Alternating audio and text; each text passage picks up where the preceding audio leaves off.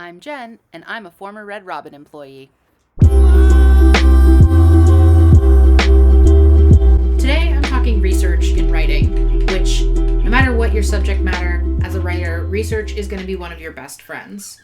So today I'm talking about how I use some of my very favorite resources differently depending on whether I'm researching for fiction or nonfiction. Fiction and research may seem counterintuitive, but it can help keep you focused and actually lead you towards new and better ideas that you wouldn't have had without it. So, social media, when used specifically, can help you figure out what exactly about an idea inspires you or makes you want to work on a novel or a short story. I've talked a couple of times on this channel about the short story that I wrote that was inspired by some really big vegetables that I saw on Tumblr once, and that's a perfect example. You sort of figure out what it is that you like about that idea and then do some further research.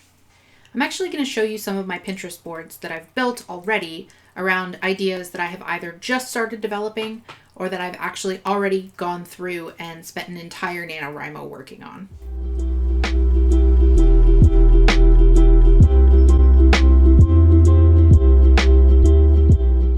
Okay, so researching for fiction projects is a lot less detail-oriented, I want to say. I like to use Pinterest, which maybe you've heard this recommendation before. I'm going to show you two different boards that I've created on my Pinterest, and one of them is NaNoWriMo 2019, which is the book that I started writing last year. So you can see that I got pretty specific with this one. I sort of started with the main vibes of the book and sort of how I wanted the book to make me feel. The world of the book was going to make me feel.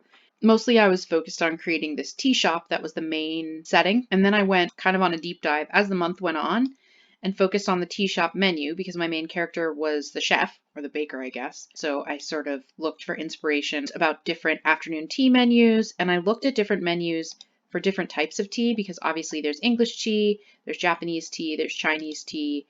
And so I wanted to sort of poke around in different cultures and see what tea looks like in different countries because my location is made up. So I didn't want it to all be kind of like one specific place. And then I went for character design, and I think I'm going to use it for my new book. So I'll probably just port this over the way it is and maybe add a few new ideas. This character was a regular human, and my new character is a demon with a lot of powers. So I'll probably add some more stuff.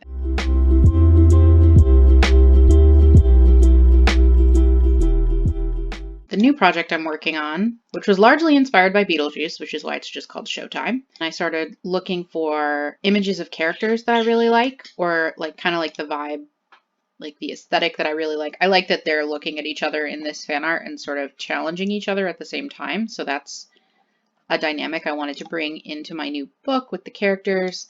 I'm not sure if I'm going to do a gender bent Hades or some kind of play on classic characters and their gender, but I really like that image, so I kept that there.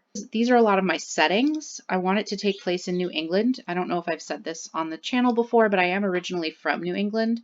And so this is one of the, ooh, I really like that. So this is a perfect example of how Pinterest sort of spurs on new ideas because I really like the way that this last image looked, and I'm not sure what I would use it for or if I will use it at all, but I like the way that nature is kind of encroaching on this telephone box.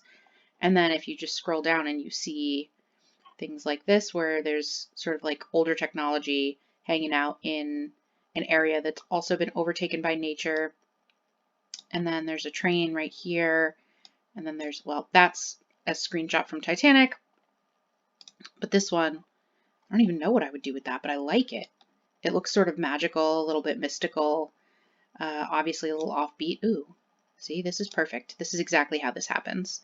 And then you end up sort of just looking at these pictures and seeing what else sort of sparks your interest, especially when I'm at a stage like this project where I'm so early on in the process and I'm not specifically really looking for anything in particular, but I'm sort of building a world and developing characters. So that's a perfect example of that.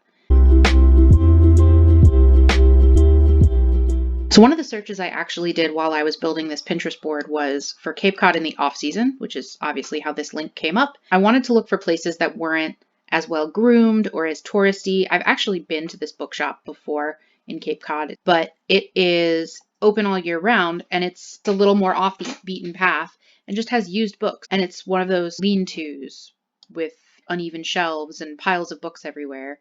And so then obviously, sort of like the other things that I was showing you, there will be other places down here that are more for people who live there locally, who are there all year round and aren't going to be like tourist destinations necessarily. So those are the kind of places that I was looking for this New England town that I'm creating. That's how you use Pinterest to either develop a book that you've already started writing and need to continue building, or how you can start it off with a board like this that obviously without the internet you could physically do this on a bulletin board as well, but with Pinterest you can do it on a digital bulletin board.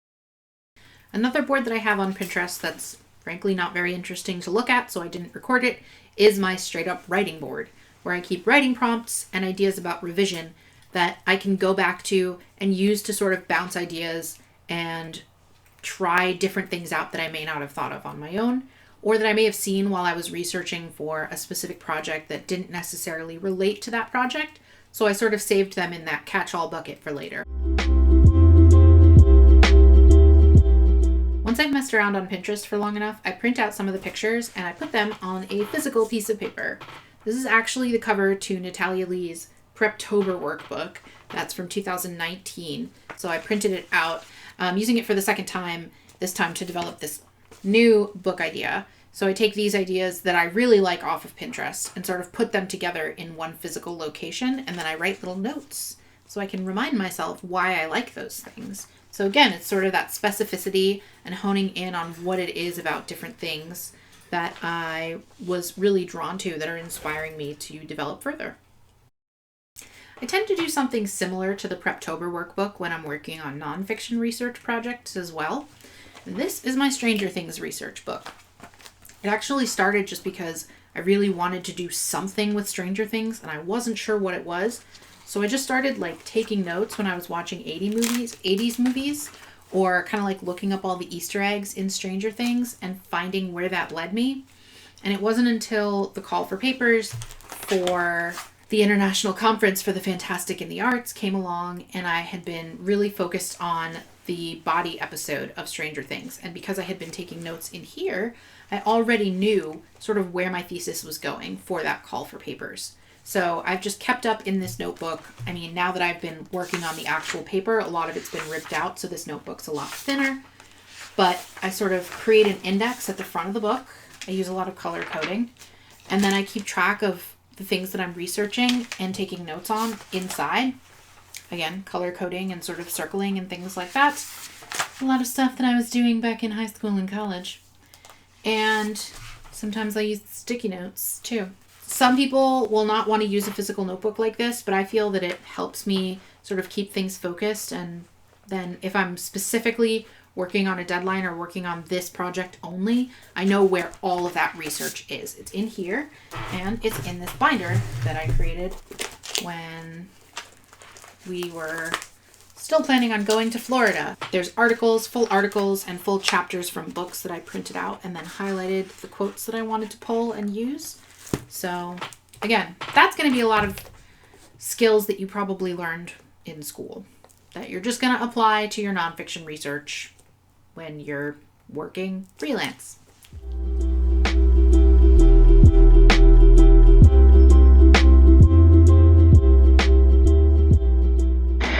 Another social media outlet that you can use for research, believe it or not, is Tumblr. I use the tagging system to be able to find things later. And this is a perfect example of things that I want to research a little more, movies I want to watch. And then I put in some tags to remind me like why I want to look at them. I also have writing resources. And I save things that are about character, specific words, websites that would help me out with some research. And then I have things that are writing ideas, which are just pictures that inspire me or or things like this. Again, this post got both tags so that it comes up no matter how I look for it. This is like I can use these questions as inspiration for characters instead of looking for character development stuff and things like that. And then there's things that people write as stories that I really like and want to use as inspiration for the future. There are things like this that are a little more historical and then have images in them. So that's how you can use your social media as research for fiction. It's pretty easy to do. And if you're not doing it now, you should be.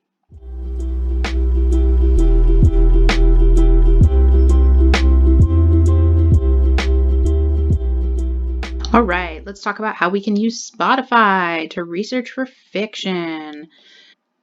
So let's go to Song Radio.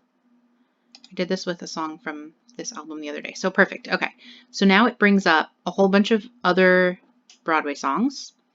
A whole bunch of songs by similar artists. So Dodie is in there, even though she is not a Broadway artist. And then there are songs by Broadway artists that are not Broadway songs. So it's all related. It's not necessarily off the same album. In fact, I don't think anything here is off the same album. What it doesn't do is if you're listening to, say, a Broadway show and you have a song that you really like because of the story that it's telling, or a show that you really like because of the story that it's telling, it's not that intelligent that it's going to pull something up with a similar storyline. So if that's what you're looking for, maybe do some Google deep diving, find some forums to dig around in. But something else that you can do is you can pull up the lyrics to the song and sort of hone in on whatever it is that makes you want to write or inspires you or puts you in the mood of your book, and just sort of put the song on repeat or put on the artist or song radio and let that play while you do a little bit of free writing. So those are a couple of different ways that you can use Spotify. And then once you've done that a few times and you find the stuff that you really like, I created an actual soundtrack for the NaNoWriMo book in 2019. So this is not on shuffle. So it's stuff that I was kind of pulling out as I went through my own history of listening, and then I would listen to a song and then think of another album that I really liked. There are songs from movies, but not like songs, I guess just tracks, soundtrack stuff. No Broadway stuff here. But yeah, I typically do kind of pull from Broadway and then go on from there. So that is how you can use Spotify for fiction. Similarly, you can use Spotify as research for nonfiction as well. So if you're looking for something, Ragtime is a show, but it's also a genre. So let's see.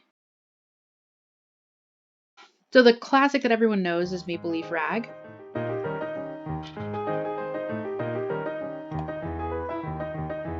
So there's that.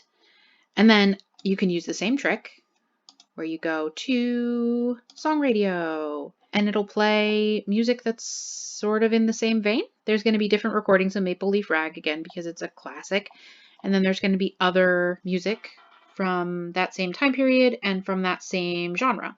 So that's a great way to get into that time period, history, do that research. Again, a little Google will never hurt you. Look for famous artists or famous recordings from that time period. Look for, if it's in a modern period, you can look for like top 100 Billboard tracks. So you can look for things that were big hits. You can look for, the #1 song from February of 1988, which is when I was born. Or you can look for movie soundtracks from that time period. Movies will typically pull from, whatever's popular at the time. So you can do that as well. So that is another way to use Spotify for research. Another way that you can use Spotify for research is actually you can use it for both fiction and nonfiction, is searching through their podcast episodes. So say that you have a character that's really into physics, or there's going to be a plot point that has to do with some physics element or something about space. You can just search for physics and click on podcast episodes. That can give you maybe not all the information you need, but certainly a jumping off point for things that you need to look more into. So this is another great way. It'll bring you an episode of the podcast Bangin' Book Club, which is a bunch of episodes where they read books about sex and gender. So you can go through the backlog there. I have not listened to this podcast, so I cannot recommend or unrecommend it, but this is just what happens when you start poking around on Spotify, trying to find what you can find. And then let's say I was looking for things while I was researching for my Stranger Things paper. Again, you can look up horror movies and it will bring you a playlist of songs. And then it will also bring you albums. Some of them are just soundtracks from one movie. Some of them are compilations. And then again, podcasts and videos. A lot of people don't know that Spotify has videos. So there's video content on here. Whether or not any of it is good, again, I'm not sure. I haven't listened to any of these or watched any of the videos. That's another element of Spotify that people don't typically think of. The difference between research of fiction and nonfiction is not necessarily researching real things and myths, because you can definitely use a whole bunch of music from the 1960s to write a fantasy story that takes place in a record shop. Not all of the research that you do is going to end up being helpful or even involved in your final product, and that's totally fine. But there is a difference between doing some research into an idea that ends up in a dead end and falling down a rabbit hole that you know is not involved in your project. So what you're going to want to do kind of early on is take notes while you're doing your research and make sure, again, that your searches are very specific, that you're not just looking for Hercules fan art, but you're looking for modern Hercules fan art or something about the way that Meg would dress in the 90s. Another thing that I do want to talk about is obviously the difference between getting some research done in a normal world and getting some research done in a pandemic world, because I used to be able to walk down to the library or drive, depending on how far away the library is, and get some research done there and physically pick up copies of books that I wouldn't otherwise have access to.